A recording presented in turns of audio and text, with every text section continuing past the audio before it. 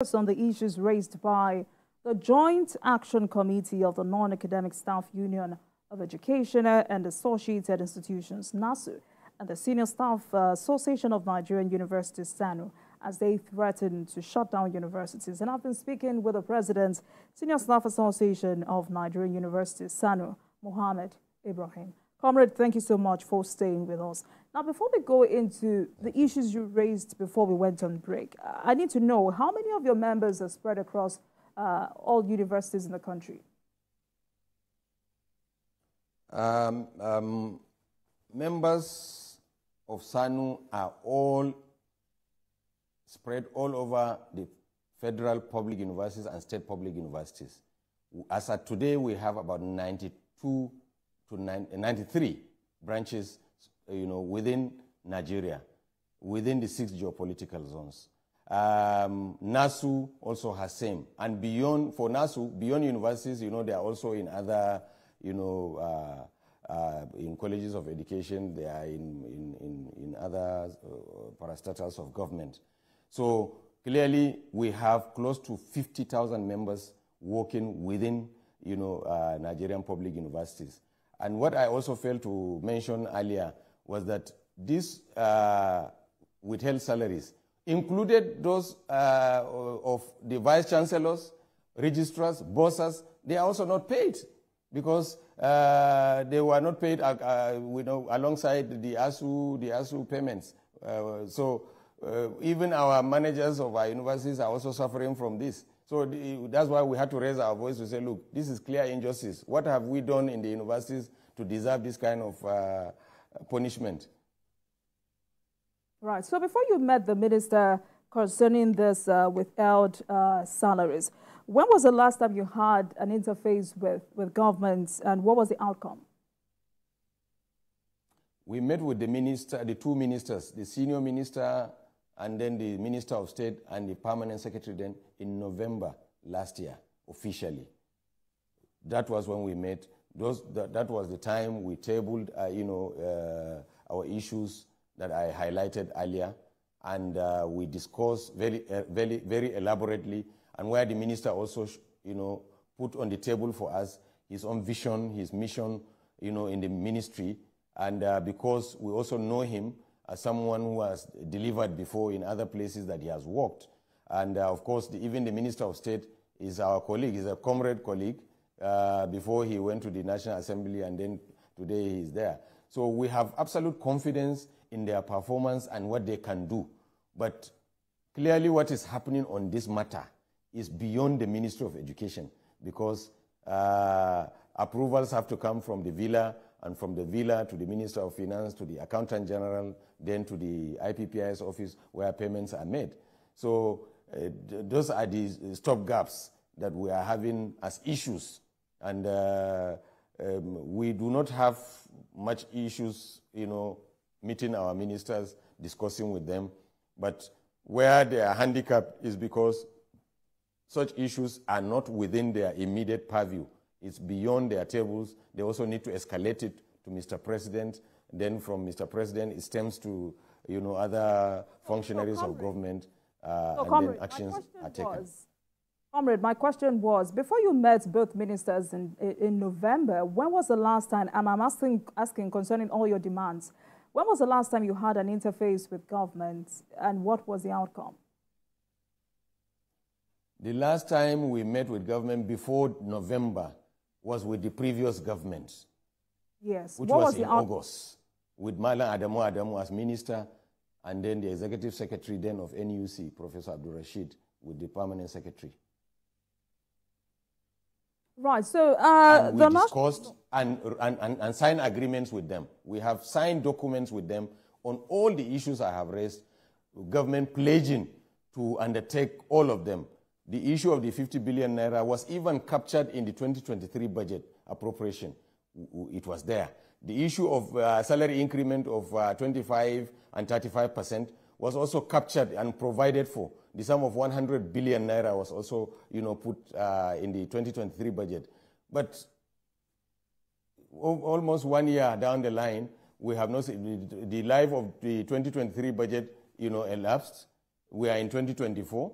And I think it was carried over to the 2024 appropriation, yet nothing has happened. Nothing has happened because no salary increment, the allowances are not paid, all the releases are not made, and the withheld salaries are the issues we are now talking about. So you're confirming that none of the agreements reached has been fulfilled? None of them? None of them.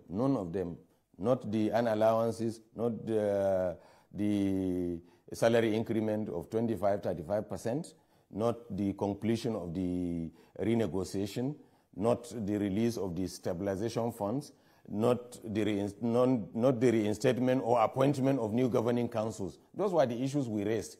And they were all germane to the life and times of university governance. And they are affecting all the public universities very, very negatively. I'm sure you know, comrade, that strike is quite traumatizing for Nigerian students. National Association of Nigerian Students is asking that SANU reconsiders the idea of this impending strike. Are you willing to reconsider?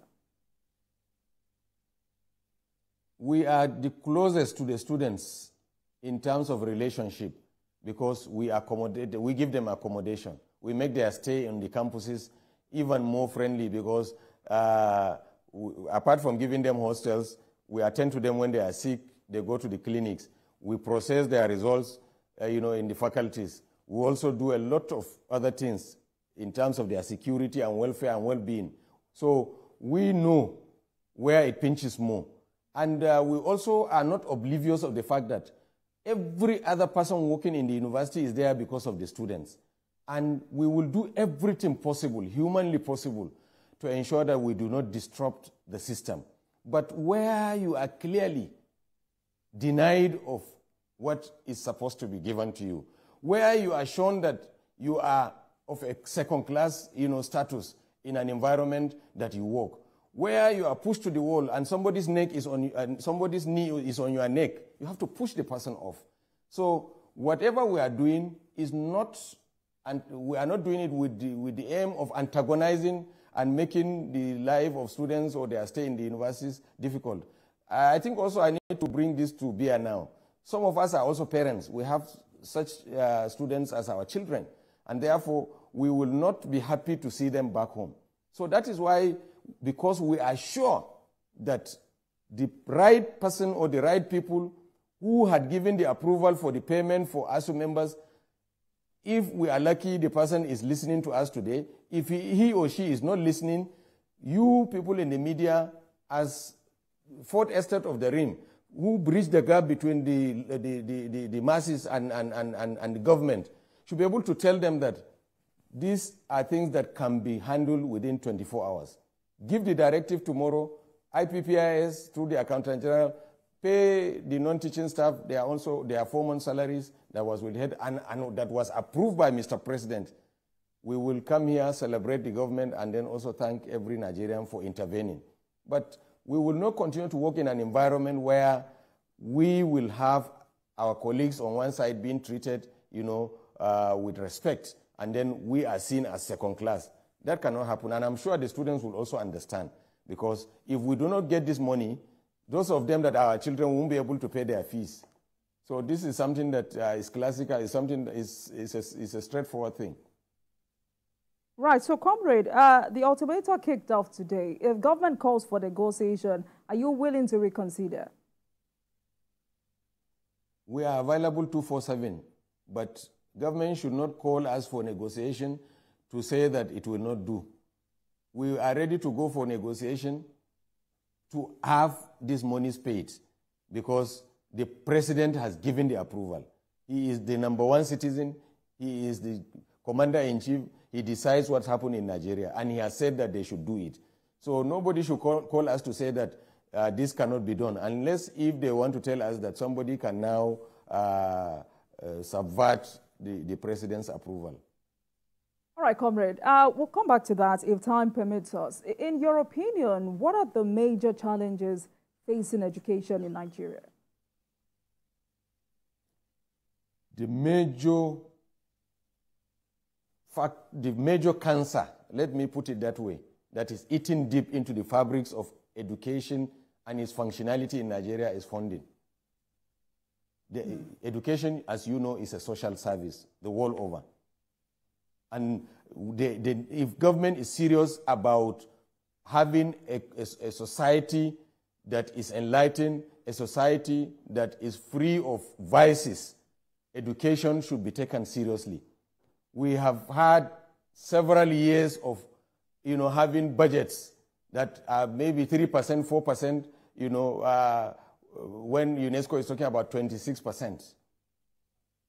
If you don't fund education, you will continue to spend money on defense, you will spend money on health, you spend money on security, you spend money on other frivolities, sports and so on. But if you spend money well on education, if there are facilities are there, schools are funded, workers are motivated, equipments are supplied, you will have a sane society. You will have leaders that will administer whichever office they find themselves, with some acumen, with some intellectual, background. But where you have education, that is not well funded, definitely people will continue to complain about producing, half-baked graduates. You also continue to have schools drop out because part of what I've also realized in the last few years is that people are, this Japa syndrome, everybody is trying to run away even from the education industry because we work and they tell you that your salaries cannot be paid on time and some allowances. You graduate with somebody, you join the university as a lecturer or working in the administration. You realize that so many years to come, you are still in one position and your welfare remains the same and stagnant, and other people working in other government offices are having a field day. So if government is serious about changing the fortunes of our educational system in Nigeria, first and foremost is to make provision for funds from the primary to secondary and to tertiary level. But most importantly, because it is at the tertiary level that you generate manpower, you try to churn out young men and women who will work in the industry, who will work with government, who will work on their own. If they have good education, if they have access to facilities, to equipment, in the labs, in their different classrooms, definitely you will have a healthy community where even the issues we are having today of insecurity will drastically reduce. Yeah, but comrade, the president just increased the allocation for education in the 2024 budget to about 6%. You think that is not enough? Well, I think it's a good development and it's a departure from the past. We will hail the government for increasing the allocation, but we are not anywhere close to where we should be. If you go to other smaller countries like Niger, if you go to Togo, you go to Rwanda that just came out from war and the rest, you realize that what they budget for education is something not even close to what Nigerians are Nigerian government is doing. I don't know if you are aware that we have so many students in Uganda, in Rwanda, in Niger, in Sudan. It's not because they want to go to Sudan or Niger to go and study. It's because the quality of education there and the functionality of such education clearly is becoming something impressive, much more than what we have here. We have adequate manpower. We have professors who are excelling all over the world. If they have a university or universities that have, that are well equipped, with good library, with good facility, ICT and the rest, they wouldn't want to stay there. They will all come here and work. But you employ somebody, you deny him the tools to work. So how do you expect the system to function effectively? So funding, yes, this government has increased funding, but they can do better. It's a work in progress. I think we deserve to have better funding for our educational institutions for us to have some level of respect across the world. All right, then. So earlier, Comrade, you advocated for university autonomy, and you also talked about uniform system of service. Let me ask you, how can this improve the standard of education in our universities? Sorry, come again? Earlier, you advocated for university autonomy, and you also talked about uniform system of service. So I'm asking, how can this improve the standard of education in our universities? Yes, autonomy plays a role of allowing university governance to function effectively and within the communality of what universities are known for. Not necessarily relegating or subjecting it to the core civil service way of doing things. Some of us have worked in this system for quite some time, over 2 decades, and we know how this system used to operate. Vice chancellors could attend conferences in the UK, in the US, and where they see, a talent, they can hunt that talent, bring that person, appoint him or her, and impact is made. But as I speak to you today, no vice chancellor can appoint a cleaner without coming to Abuja, or a driver. Talk less of, employing a professor or an associate professor.